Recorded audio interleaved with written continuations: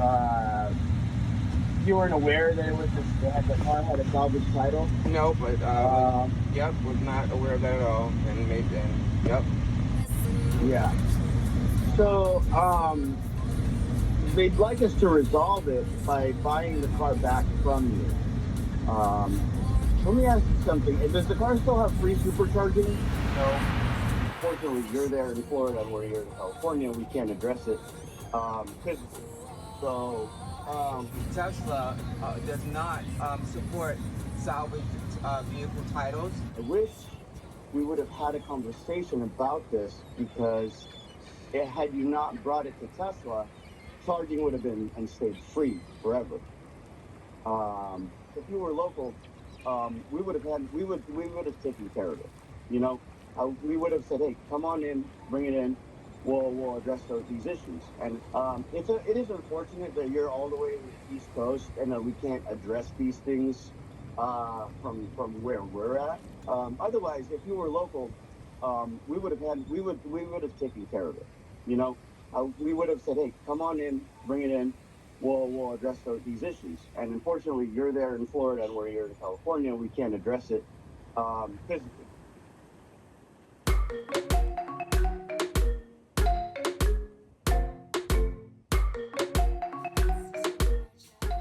Yeah, so that never happened.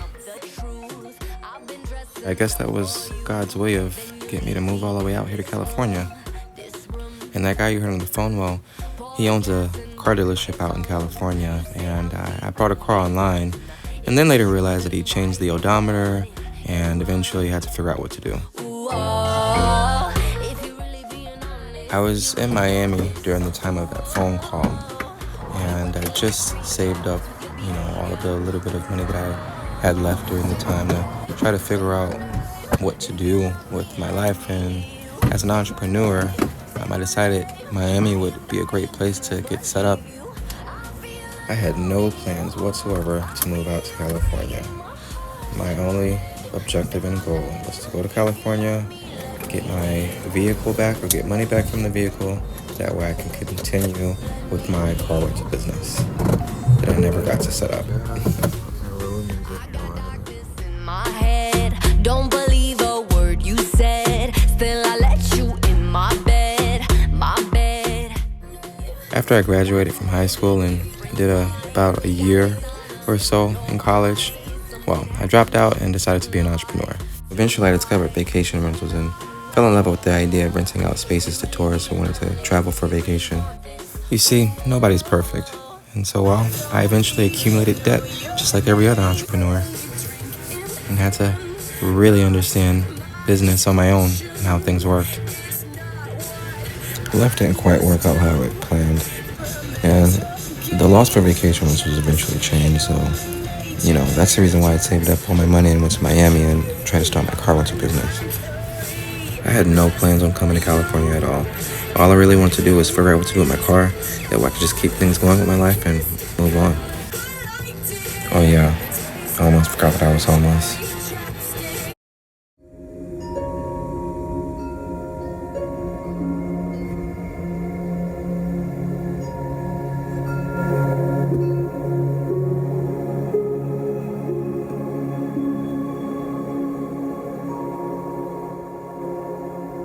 I eventually ran out of money and decided to start sleeping in my car. This is one of the charging stations that I go to whenever I need to charge up or find a place to sleep at night.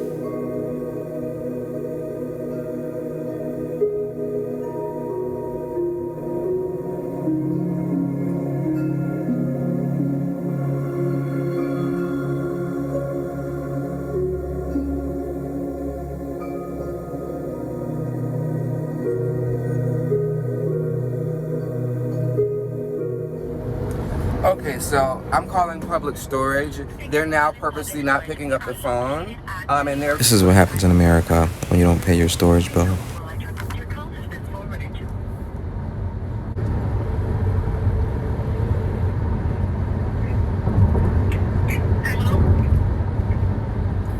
I'm sorry, but I have someone else on the line from another public storage that says that they are able to contact the district manager. and you just answer the phone, hello? Is this public storage?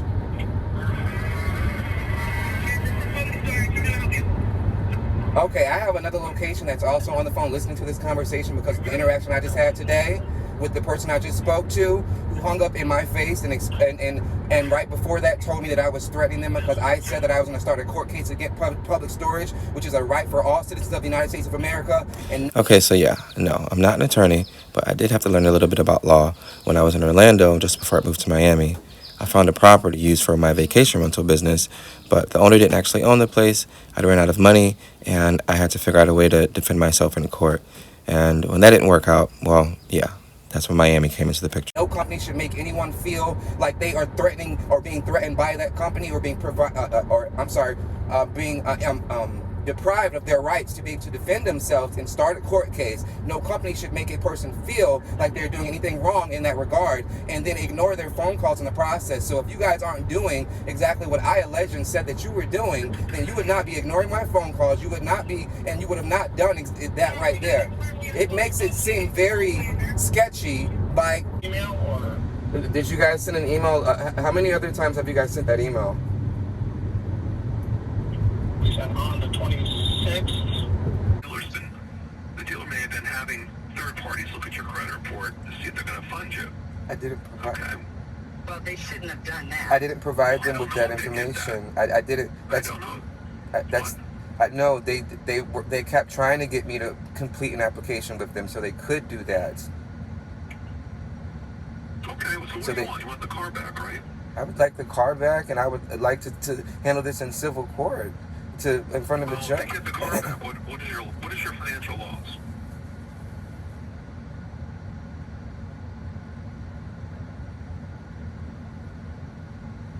What's your financial loss? I guess there really wouldn't be one at the moment because it's supposed to be,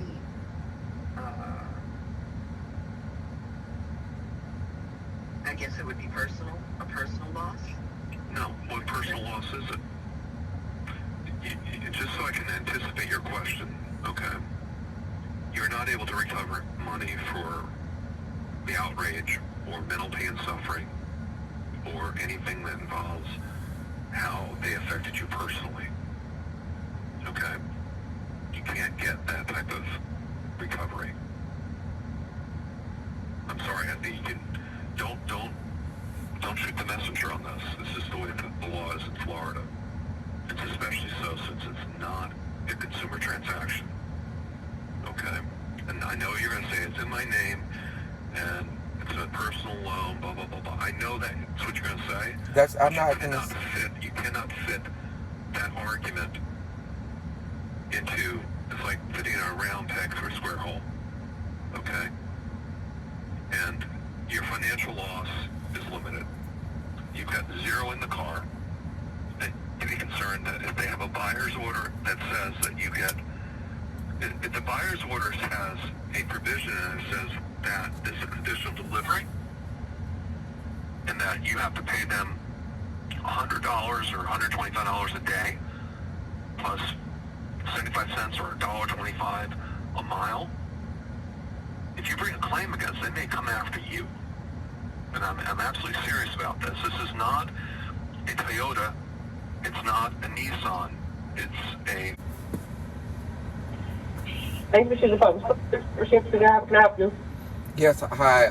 This is Mr. Bay. I'm calling again because I just wanted to get the first and last name of the district manager.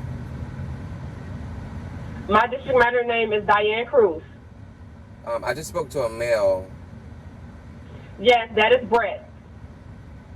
Okay, and what's his first and last name? I don't know his last name. His name is Brett. You don't know but you know Miss Cruz. Is Miss Cruz available? Miss Cruz isn't available. You already spoke to a district manager, so that's the one who's available right now. Okay, but that's Diane Cruz, but you said Brent, whose last name you don't know, is not available? Yes, both of them are district managers, sir. I'm sorry, I didn't mean to frustrate you. No, I'm not frustrated, but both of my district managers, so Miss Cruz is not available right now, but you spoke to Brett, so Miss Cruz must be off today, so I didn't know who called. You don't know but you know Miss Cruz. Is Miss Cruz available? Miss Cruz isn't available. You already spoke to a district manager, so that's the one who's available right now. Okay, but that's Diane Cruz, but you said Brent, whose last name you don't know, is not Yes, available. both of them are district managers, sir. I'm sorry, I didn't mean to frustrate you. No, I'm not frustrated, but both of them are district managers, so Miss Cruz is not available right now, but you spoke to Brett, so Miss Cruz must be off today. So I didn't know who called you, but one of them, so you got to call for one of them. Okay, I apologize for frustrating you, ma'am. Thank you so much. You have a great rest of your day. No problem.